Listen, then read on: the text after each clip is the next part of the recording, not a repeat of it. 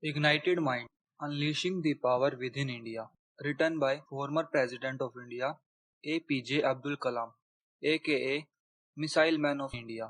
About author: APJ Abdul Kalam is one of India's most distinguished scientists. He was responsible for the development of India's first satellite launch vehicle SLV-3 and the development and operationalization of strategic missiles. As chairman of Technology Information Forecasting and Assessment Council, he pioneered India Vision 2020, a roadmap for transforming India into a economical developed nation by 2020, focusing on Pura as a development system of countrywide implementation. Kalam held various positions in India Space Organization and DRDO and became principal scientific advisor to the Government of India, holding the rank of Cabinet Minister. The President of India between 2002 and 2007, Kalam has been awarded honorary doctorates from 38 universities and the country's three highest civilian awards: Padam Bhushan in 1981, Padam Vibhushan in 1990, and Bharat Ratna in 1997.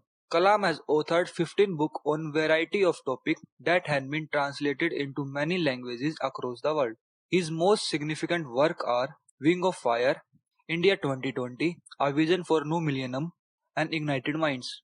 He now conducts lectures on societal development in many international institutes and is involved in the research on different societal missions. Preface of the book: Nation consists of people, and with their effort, a nation can accomplish all it could ever want. Motivating India's people, and its youth especially, is the central theme of Ignited Mind, which continued the trajectory of thought taken up in my earlier two books, Wing of Fire and India 2020, written with my friend Arun Tiwari and Y.S. Rajan. I have chosen to write about this subject of igniting young minds so that India turn into a developed nation by year of 2020. Because although my career is in field of technology and its management, I relied on the power and potential of youth. My strength has been my young team who never let me down. And what satisfaction there was in working with them on some of the most complex projects in some of the most challenging situations. Given the freedom to achieve and guide properly, I am convinced that the young of India can accomplish far more. As I began writing, I wondered if I was not overreaching myself. I thought, who am I to write about the capacity of India to realize its destiny as a developed nation? Who do I really know about how this can be accomplished beyond what I have learned in my project and missions evolved around science and technology? Isn't it this an area that political leader, economic thinker, and other competent people would address better? How I am qualified to tell other an ability that has been generally ignored. At first, as I was putting down my experiences with youth, I had no idea what I would have to say. However, I put aside my doubt and began to examine what I hear from the people I meet during my visit to different places, particularly children, saints, teachers, scientists, industry leaders, and even political leaders. I am sure on my part that India has the ability to transform itself into a developed nation. Though my project in space, defense, and nuclear sector, I know that our people have the ability to achieve the best in the world. They have a fantastic mix of belief and knowledge that set them apart from any other nation on earth. I know that their potential has gone untapped because we have become used to being subjugated and the soil. What better project can I undertake than to tell my people that what they dream of can become possible, that they can have anything which comprise a good life, health,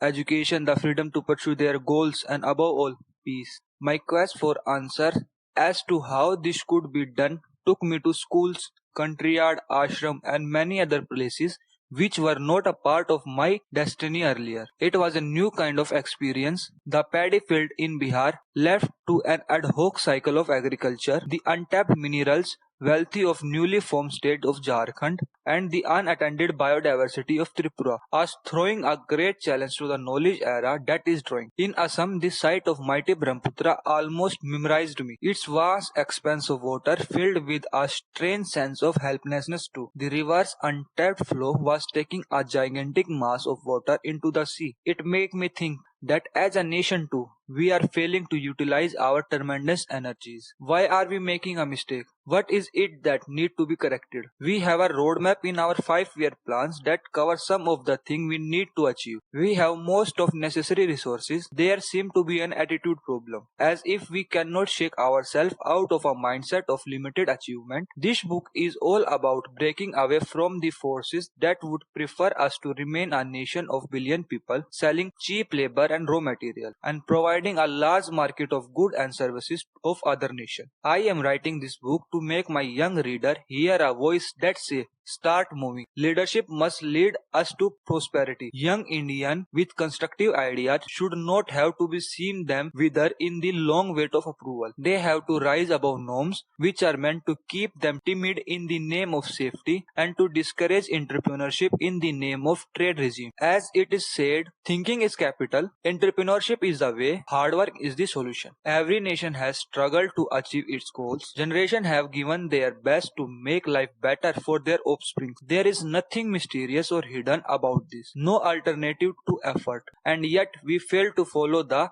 winning track. More than the problem outside, globalization, recession, inflation, insurgencies, instability, and so on, I am concerned about the inertia that has gripped the nation's psyche, the mindset of defeat. I believe that when we believe in our goals, that what we dream of can become reality, result will begin to follow. Ignited mind is about developing the conviction of ourselves and discarding the thing that hold us back. This was in fact a central thought that I kept in my mind as I wrote. Share my dream of developed India and see it make real in your own and others' life. In my own way, I have tried to follow my beliefs, to do what I loved doing. I have tried, however, to guide but not to impose my view on others. You will find in this book, plain speaking, surge ahead as a developed nation or perish in perpetual poverty to a few countries that control the world politically and economically. There are no other alternatives. In the 9th chapter of this book, I taken up various themes. I begin with a rumination on peace, without which there can be no progress, and on the shift in the direction of my own life that occur after surviving a helicopter crash. There is a chapter based on my interaction with children all over India. Other chapter contain the insight I gained in my meeting with scientists, outstanding thinkers and others. There are accounts of some promising experiment in agriculture and in the medical field. Elsewhere I dealt with concepts that carry a seed of solution. The contents essentially come from the people of this nation, from what they have taught me. I have written this book as an expression of my faith in the potential of India and my countrymen. We have all the resources we needed, whether it is be people, talent, natural bounty, or any other asset. India is truly blessed with a real, though latent abundance. Scarcity of resources is not the cause of our problem. Our problems originated in our approach toward them. We are spreading our resources too wide and too thin. With our money and resources we spend, we could easily accomplish 3 times what we do in half the time we normally take. If we were to operate in mission mode with a vision for the nation, the vision generates the best in every field. We must change track.